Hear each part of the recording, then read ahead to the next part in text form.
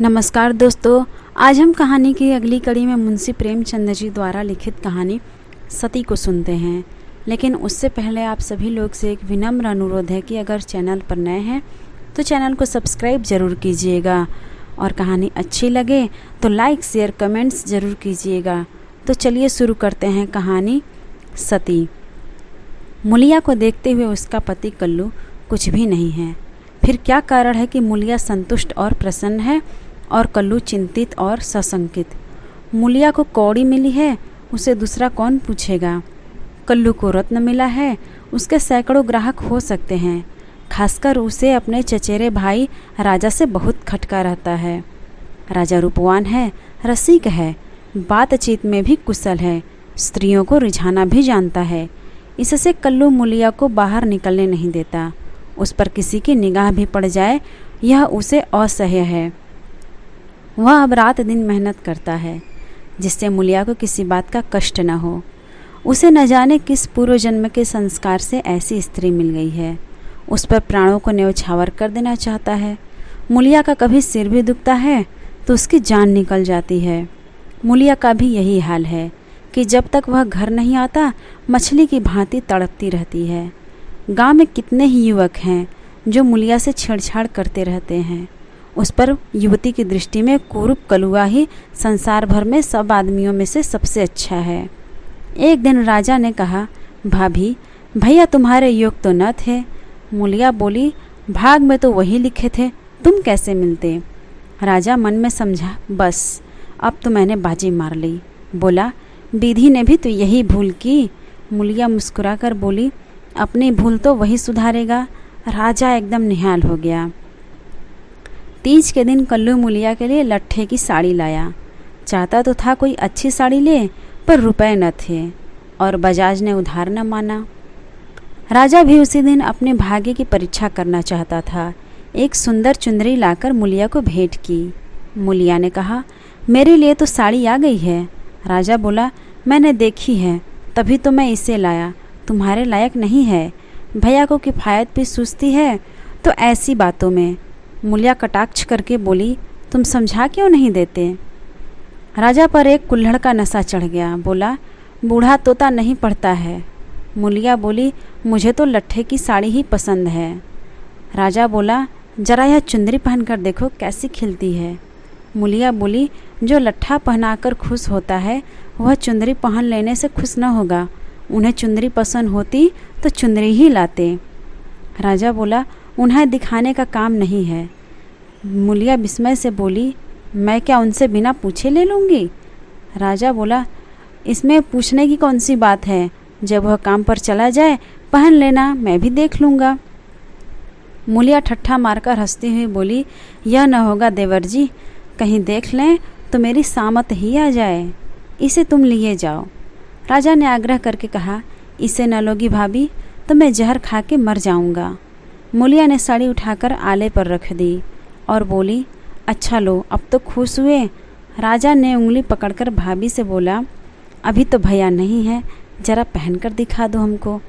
मुलिया ने अंदर जाकर चुंदरी पहन ली और फूल की तरह महकती दमकती बाहर आई। राजा ने मुलिया की तरफ हाथ फैलाकर बोला, ऐसा जी चाहता है कि तुम्हें लेकर भाग जाऊं। मुलिया उसी विनोद भाव से बोली, जानते हो तुम्हारे भैया का क्या हाल होगा। यह कहते हुए उसने किवाड़ बंद कर लिए। राजा को ऐसा मालूम हुआ कि थाली परोसकर उसके सामने से हटा ली गई हो। मुलिया का मन बार बार करता था कि चुंदरी कल्लू को दिखा दे, पर नतीजा सोचकर रह जाती थी। उसने चुंदरी क्यों रख ली, उसे अपने आप पर क्रोध आने लगा। लेकिन राजा को कितना दुख होता। क्या हुआ, उसकी चुंदरी क्षण भन पहन लेने से उसका मन तो रह गया, लेकिन उसके प्रशांत मानस सागर में यह एक कीट आकर उसे मथ रहा था। उसने क्यों चुंदरी रख ली। क्या यह कल्लू के साथ विश्वासघात नहीं है। उसका चित्त इस विचार से विकल हो गया। उसने मन को समझाया, विश्वासघात क्यों हुआ, इसमें विश्वासघात की क्या बात है। कौन वह राजा से कुछ बोली। जरा सा हंस देने से अगर किसी का दिल खुश हो जाता है तो इसमें क्या बुराई है। कल्लू ने पूछा, आज रज्जू यहाँ क्या करने आया था। मुलिया की देह थर थर काँपने लगी। बहाना कर गई, बोली, तमाखू मांगने आए थे। कल्लू ने भौवें सिकोड़ कर कहा, उसे अंदर आने मत दिया करो, वह अच्छा आदमी नहीं है। मुलिया बोली, मैंने कह दिया तम्बाकू नहीं है तो चले गए। कल्लू ने आपकी तेजस्विता के साथ कहा, क्यों झूठ बोलती हो, वह तम्बाकू मांगने नहीं आया था। मुलिया बोली, तो और क्या करने आते यहाँ? कल्लू बोला, चाहे जिस काम से आया हो, तम्बाकू मांगने नहीं आया था। वह जानता था मेरे घर में तम्बाकू नहीं है। मैं तम्बाकू के लिए उसके घर भी गया था। मुलिया की देह में काटो तो लहू नहीं, चेहरे का रंग उड़ गया। सिर झुकाकर बोली, मैं किसी के मन का हाल क्या जानूं?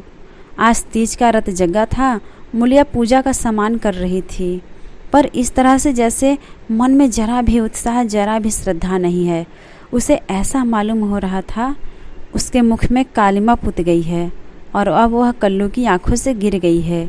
उसे अपना जीवन निराधार सा जान पड़ता था। सोचने लगी, भगवान ने मुझे यह रूप क्यों दिया? यह रूप न होता तो राजा क्यों मेरे पीछे पड़ता, और क्यों आज मेरी यह गति होती? मैं काली कुरूप रहकर इससे कहीं ज़्यादा सुखी रहती।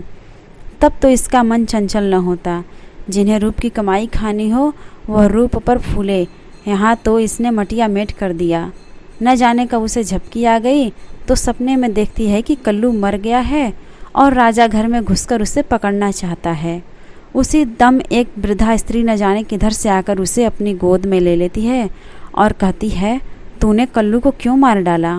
मुलिया रोकर कहती है, माता, मैंने उन्हें नहीं मारा। वृद्धा कहती है, हाँ, तूने छुरी कटार से नहीं मारा। उस दिन तेरा तप छिन्न हो गया और इसी से वह मर गया।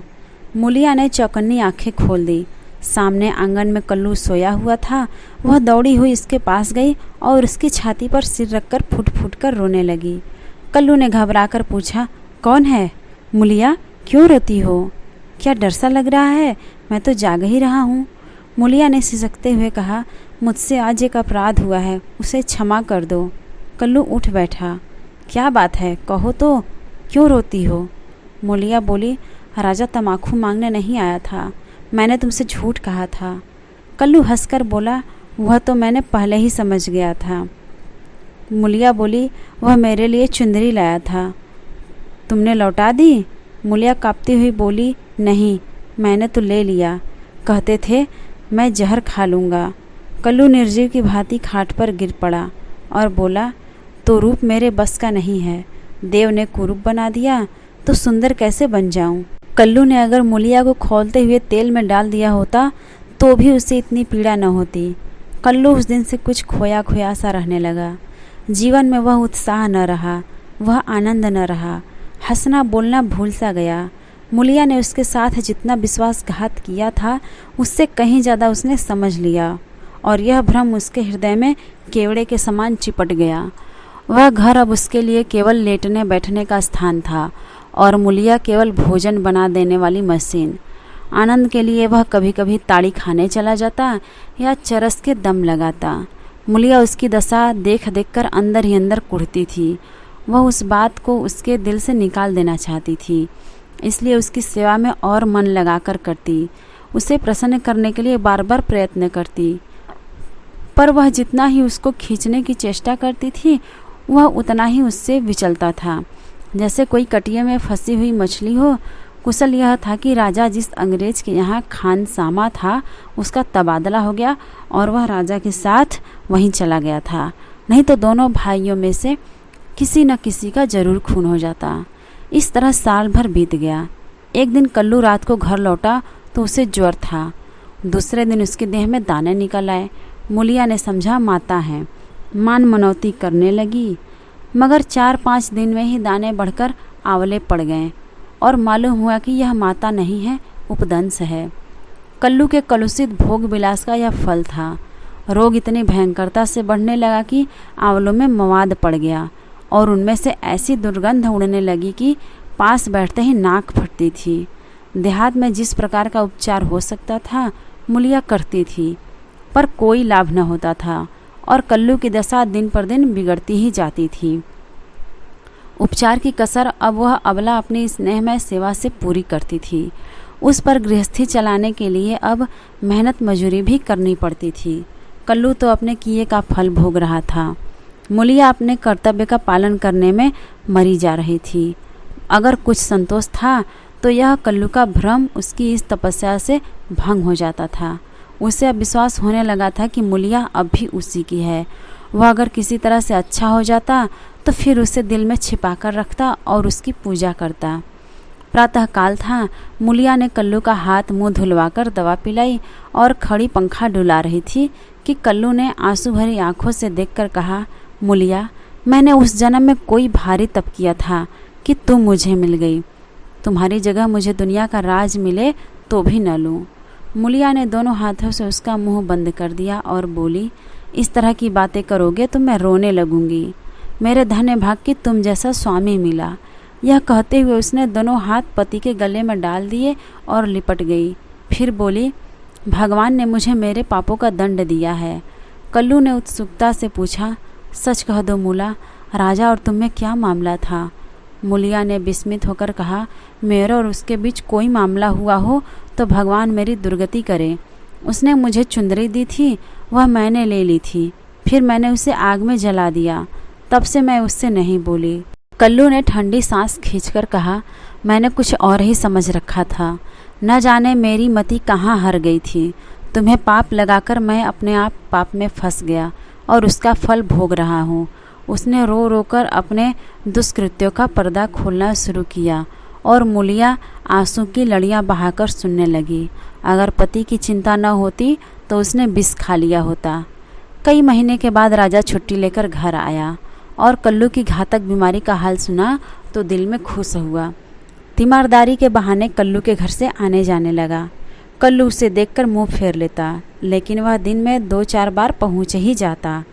एक दिन मूलिया खाना पका रही थी कि राजा ने रसोई के द्वार पर आकर कहा, भाभी, क्यों अभी मुझ पर दया न करोगी? कितनी बेरहम हो तुम। कै दिन से तुम्हें खोज रहा हूँ पर तुम मुझसे भागती फिरती हो। भैया अब अच्छे न होंगे, इन्हें गर्मी हो गई है। इनके साथ क्यों अपनी ज़िंदगी खराब कर रही हो? तुम्हारी फूल सीधे सूख गई है। मेरे साथ चलो, कुछ ज़िंदगी की बहार उड़ाएं। यह जवानी बहुत दिन न रहेगी। यह देखो, तुम्हारे लिए एक कर्णफूल लाया हूँ, जरा पहनकर मुझे दिखा दो। उसने कर्णफूल मूलिया की ओर बढ़ा दिया। मूलिया ने उसकी ओर देखा भी नहीं। चूल्हे की ओर ताकती हुई बोली, लाला, तुम्हारे पैरों पड़ती हूँ, मुझे मत छेड़ो। यह सारी विपत्ति तुम्हारी लाई है। तुम ही मेरे शत्रु हो, फिर भी तुम्हें लाज नहीं आती? कहते हो भैया आप किस काम के हैं? मुझे तो अब वह पहले से कहीं ज़्यादा अच्छे लगते हैं। जब मैं न होती तो वह दूसरी सगाई कर लाते, अपने हाथों ठोक खाते। आज मैं ही उनका आधार हूँ, वह मेरे सहारे जीते हैं। अगर मैं इस संकट में उनके साथ दगा करूँ तो मुझसे बढ़कर अधम कौन होगा? जबकि मैं जानती हूँ कि इस संकट का कारण मैं भी हूँ। राजा ने हंसकर कहा, यह तो वही हुआ जैसे किसी की दाल गिर गई तो उसने कहा, मुझे तो सूखी ही अच्छी लगती है। मूलिया ने सिर उठाकर उसकी ओर सजोत नेत्रों से ताकते हुए कहा, तुम उनके पैरों की धूल के बराबर नहीं हो लाला। क्या कहते हो तुम? उजले कपड़े और चिकने मुखड़े से कोई आदमी सुंदर नहीं होता। मेरी आँखों में तो उनके बराबर कोई दिखाई नहीं देता। कल्लू ने पुकारा, मूला, थोड़ा पानी दे। मूलिया पानी लेकर दौड़ी। चलते चलते कर्णफूल को ऐसा ठुकराया कि आंगन में जा गिरा। राजा ने जल्दी से कर्णफूल उठा लिया और क्रोध में भरा हुआ चल दिया। रोग दिन पर दिन बढ़ता गया। ठिकाने से दवा दारू होती तो शायद अच्छा हो जाता, मगर अकेली मूलिया क्या क्या करती। दरिद्रता में बीमारी कोढ़ का खाज है। आखिर एक दिन परवाना आ पहुंचा। मूलिया घर का काम धंधा करके आई तो देखा कल्लू की सांस चल रही है। घबरा कर बोली, कैसा जी है तुम्हारा? कल्लू ने सजल और दीनता भरी आंखों से देखा और हाथ जोड़कर सिर नीचा कर लिया। यही अंतिम विदाई थी। मूलिया उसके सीने पर सिर रखकर रोने लगी और उन्माद की दशा में उसके आहत हृदय से रक्त की बूंदों के समान शब्द निकलने लगे। तुमसे इतना भी न देखा गया भगवान, उस पर न्यायी और दयालु कहलाते हो, इसीलिए तुमने जन्म दिया, यही खेल खेलने के लिए? हाय नाथ, तुम तो इतने निष्ठुर न थे। मुझे अकेली छोड़कर चले जा रहे हो। हाय, अब कौन मूला कहकर पुकारेगा? अब किसके लिए कुएं से पानी खींचूंगी? किसके सहारे जीऊंगी मैं? किसे बैठाकर खिलाऊंगी? किसे पंखा डुलाऊंगी? सब सुख हर लिया तो मुझे भी क्यों नहीं उठा लेते। सारा गांव जमा हो गया, सभी समझा रहे थे, मुलिया को धैर्य न होता था। यह सब मेरे कारण हुआ, यह बात उसे नहीं भूलती। हाय हाय, उसे भगवान ने सामर्थ्य दिया होता तो आज उसका सिरताज यूं उठ जाता। शव की दाह क्रिया की तैयारियां होने लगी। कल्लू को मरे 6 महीने हो गए। मुलिया अपना कमाती है, खाती है और अपने घर में पड़ी रहती है। दिन भर काम धंधों से छुट्टी नहीं मिलती। हाँ, रात को एकांत में रो लिया करती है। उधर राजा की स्त्री मर गई, मगर 2-4 दिन के बाद वह फिर छैला बना घूमने लगा। अब तो और भी छूटा साड़ हो गया। पहले स्त्री से झगड़ा हो जाने का कुछ डर सा था, अब वह भी न रहा।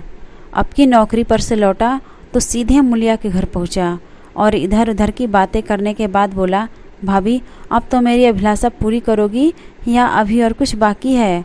अब तो भैया भी नहीं रहे, इधर मेरी घरवाली भी सुधारी, मैंने तो उसका गम भुला दिया। तुम कब तक भैया के नाम का रोना रोती रहोगी? मुलिया ने घृणा से उसकी ओर देखकर कहा, भैया नहीं रहे तो क्या हुआ? भैया की याद तो है, उनका प्रेम तो है, उनकी सूरत तो दिल में है, उनकी बातें तो मेरे कानों में है। तुम्हारे लिए और दुनिया में वह नहीं है, मेरे लिए वह अभी वैसे ही जीते जागते हैं। मैं अभी उन्हें वैसे ही बैठे देखती हूँ। पहले तो देह का अंतर था, अब तो वह मुझसे और भी नगीच हो गए हैं और ज्यों-ज्यों दिन बीतते जाएंगे और भी नगीच होते जाएंगे। भरे पूरे घर में दाने की कौन कदर करता है? जब घर खाली हो जाता है तब मालूम होता है कि दाना क्या है। पैसे वाले पैसे की कदर क्या जाने।